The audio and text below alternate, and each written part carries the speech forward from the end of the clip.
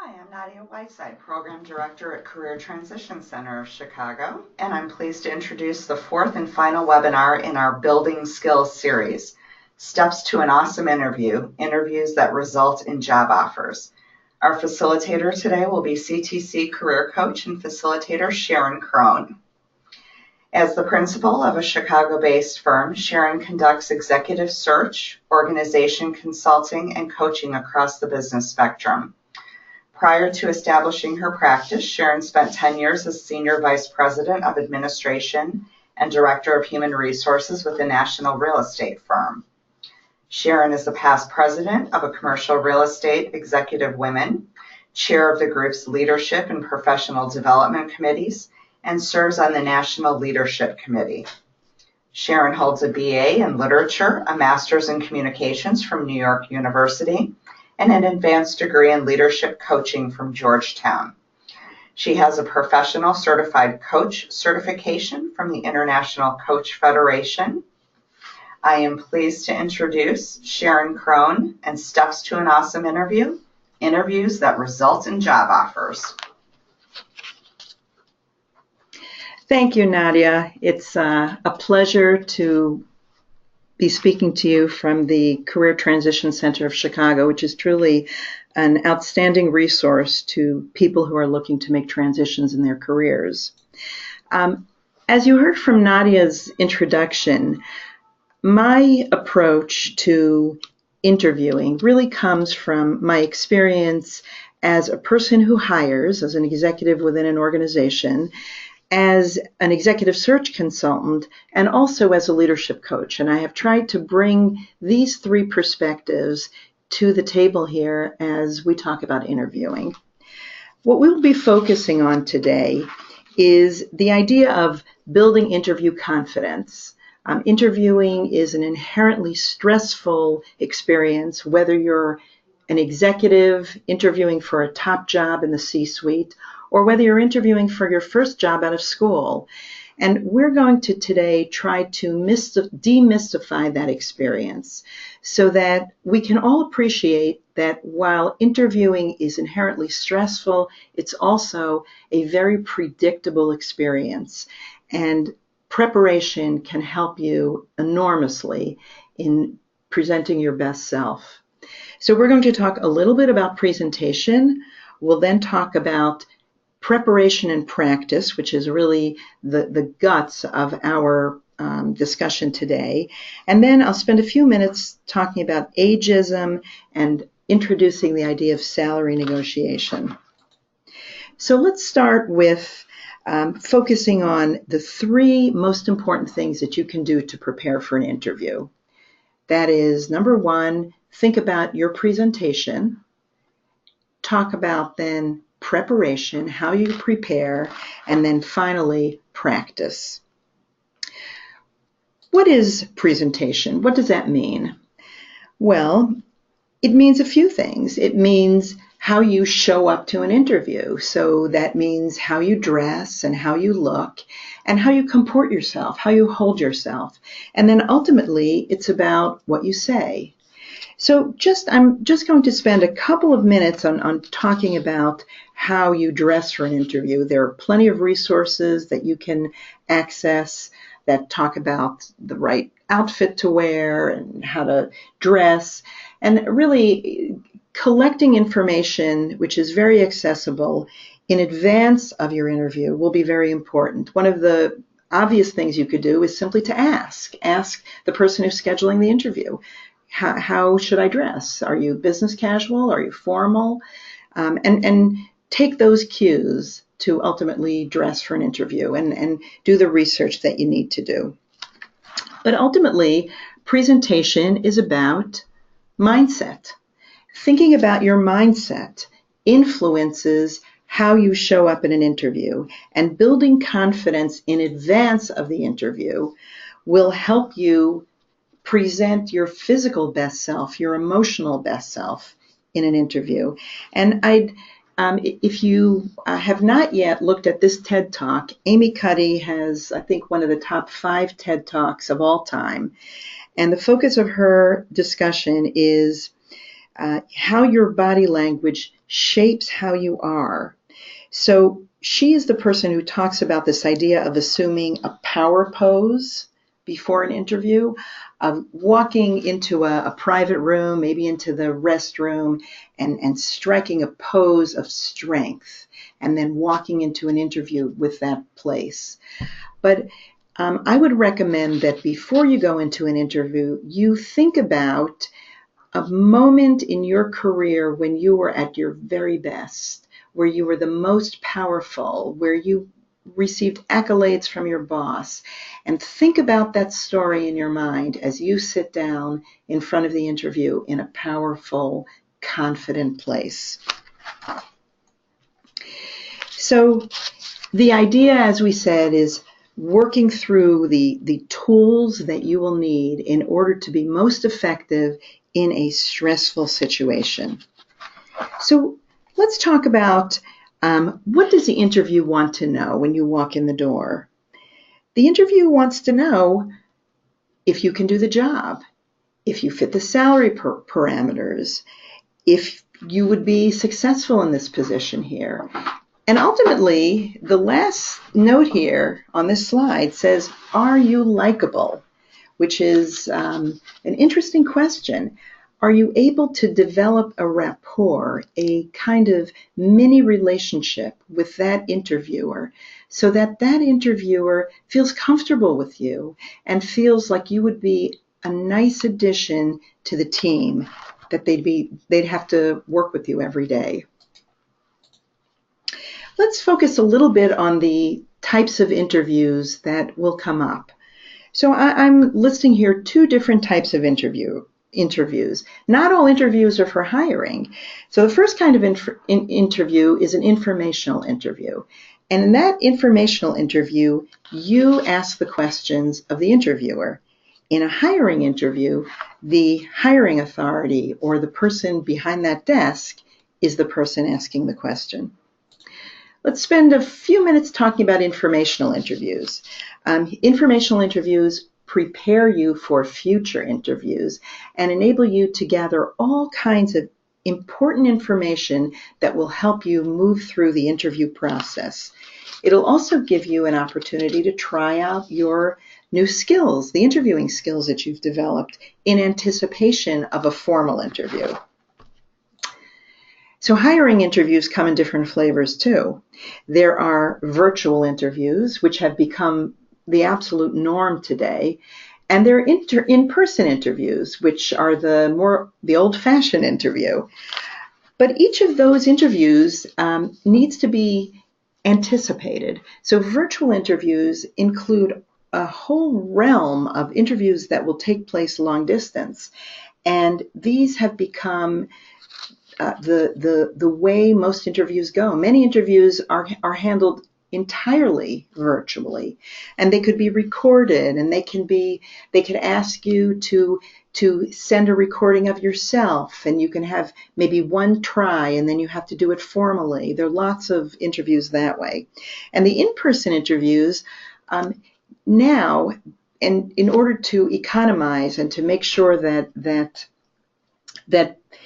there's not any wasted time spent by people in the organization, they will economize by having 4 or 5 people interview you at the same time. These are group interviews. There are presentations that you may have to make if you're in kind of a sales position, or a kind of position where you have to make presentations as part of the role. So these are all kinds of ways that now interviews have changed. And these are interviews to prepare yourself for. So let's now address the general types of questions that may arise in an interview.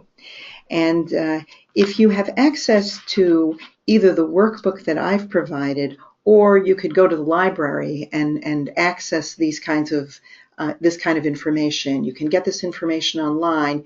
You can get lots of detailed examples of each of these types of questions. So the general questions are questions that are asked in a straightforward way. the question that comes up more often than any other is tell me about yourself. And I'll come back to that in just a minute. Then the second time, and other examples of general questions are, what is your current compensation? Are you open to relocation? What was your last job title? Those are straightforward questions. And if you read any interview book, you can see the top 100 general questions. Prepare answers for all 100. Right? The second kind of question and the third type of question are more challenging because they don't have pat answers.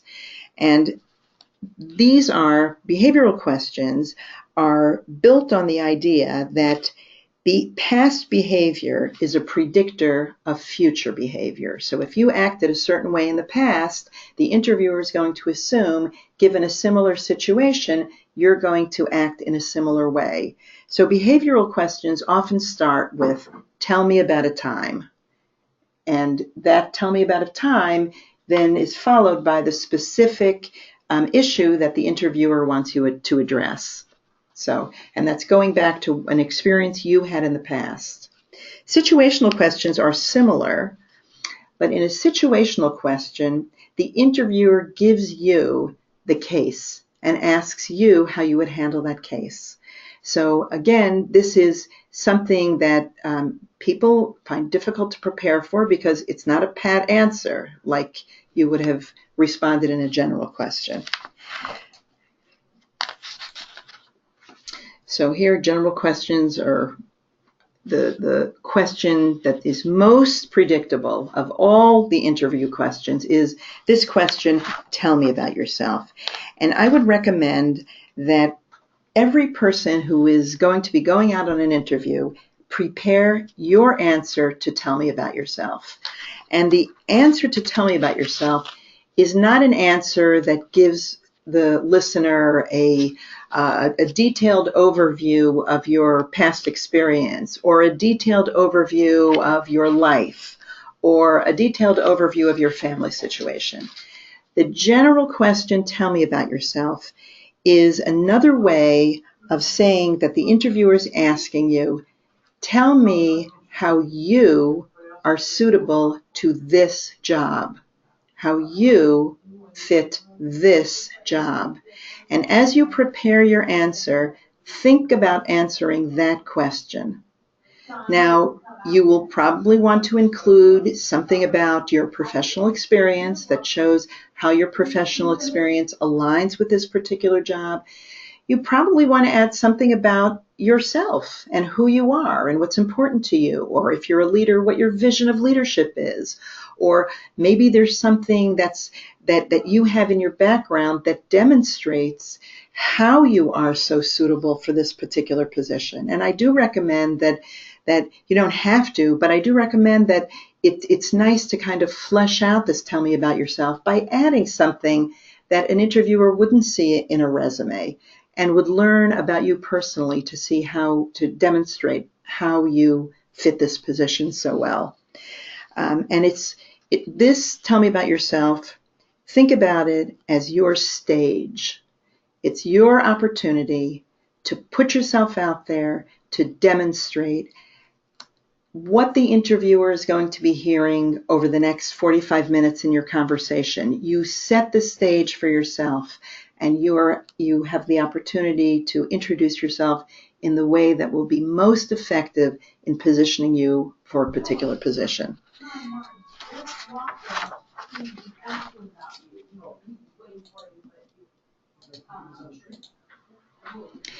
Let's now get into the really important takeaway from our conversation together today, and that is preparing for the difficult challenge of addressing behavioral questions and situational questions.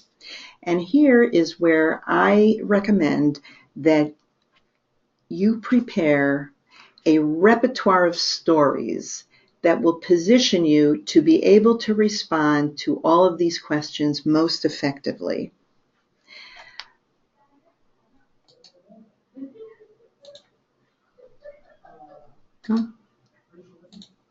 Okay. I call these stories star stories, and these are stories that that are often referred to cars. I like star stories because I believe that these stories make you feel like a star when you tell them. And these stories are focused on explaining how you possess the skills that are necessary for the position you're targeting. And the way you build these stories is to start with the situation, to talk about the situation you faced where you demonstrated a particular skill, then detailing the tasks and actions. What did you actually do? Here's where you use a lot of verbs. And then ultimately, what were the quantifiable results that you achieved in completing this project? So having these stories will help you be able to highlight your strengths, your most important skills, and most importantly, the most important skills that are important to a particular position.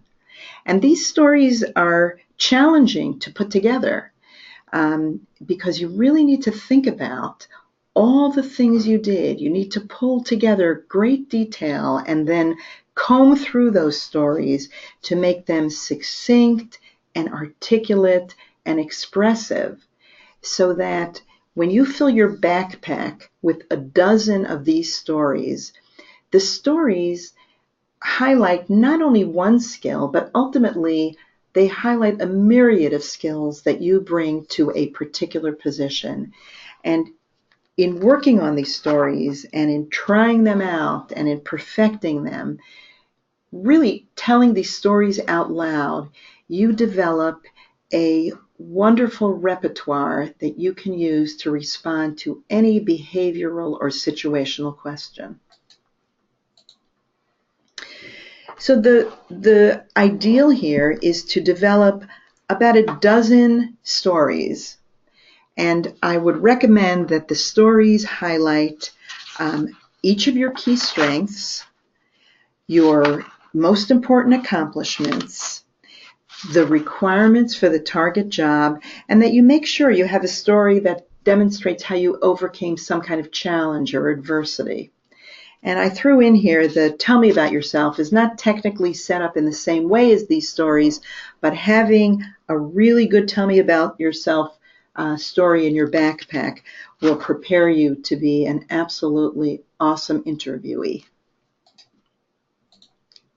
So in closing the interview, I would recommend that you have a few good questions, but more important than preparing those questions in advance is to listen deeply when the interviewer is speaking, and then go with your curiosity. Ask a question that grows out of the context of the conversation.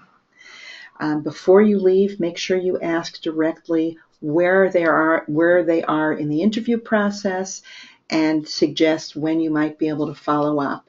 And then ultimately do follow up. Send an email, send a follow-up snail mail, a card, which is so unusual for an interviewer to receive an actual physical card, professional card that says, thank you for the interview. Maybe you might also include something that you might want to emphasize again in that follow-up, but make sure you follow up. I promised that I would address this idea of ageism and unconscious bias that is certainly alive and well in the market, in the job market, and anyone who is in a protected age group that is over the age of 40 knows that it is difficult, and there's no question.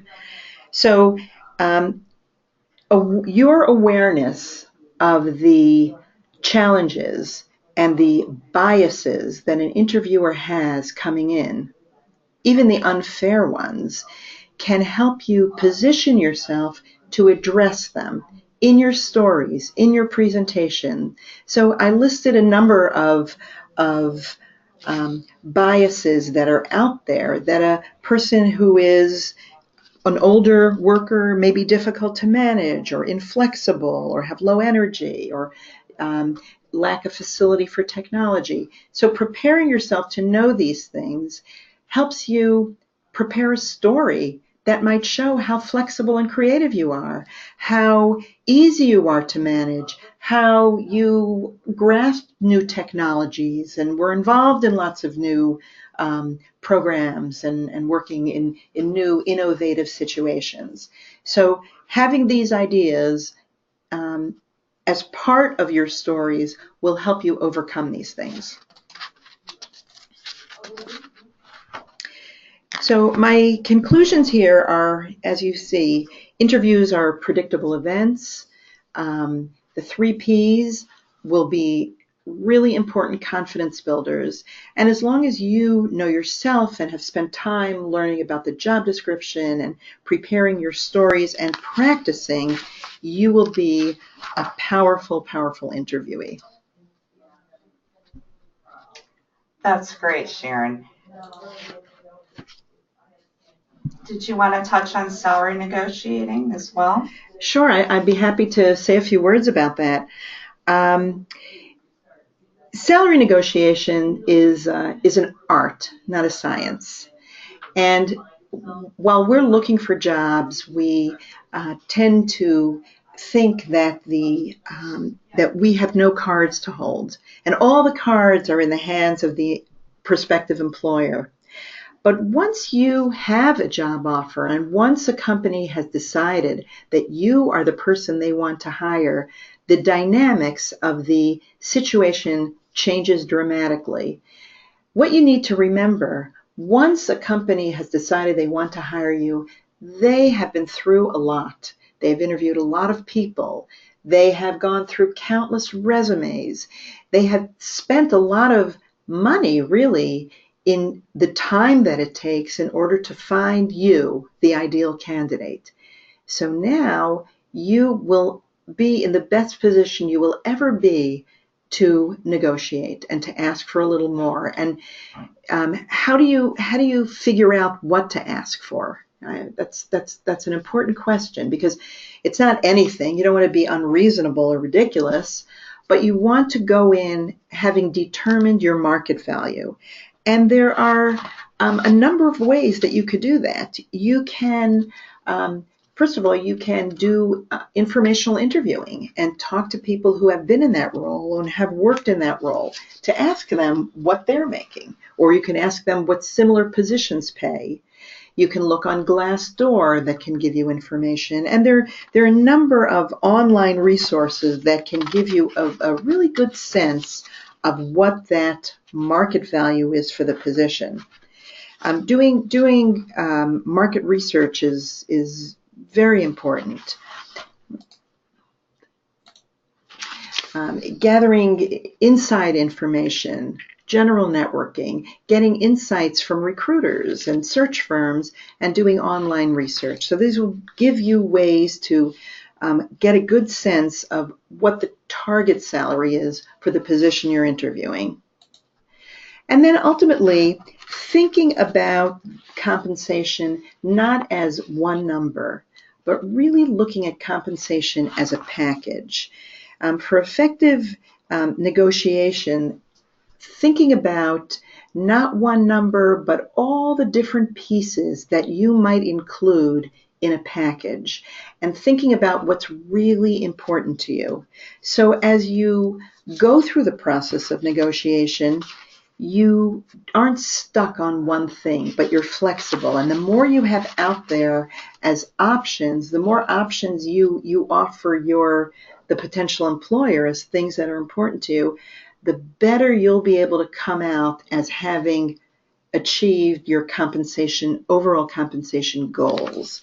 So there are a couple of resources that you may take a look at for getting additional compensation information, but ultimately, the more you know and the more knowledgeable you are about what the range is for that particular position in the market and what might be included in a package, the happier you'll be when you finish the process.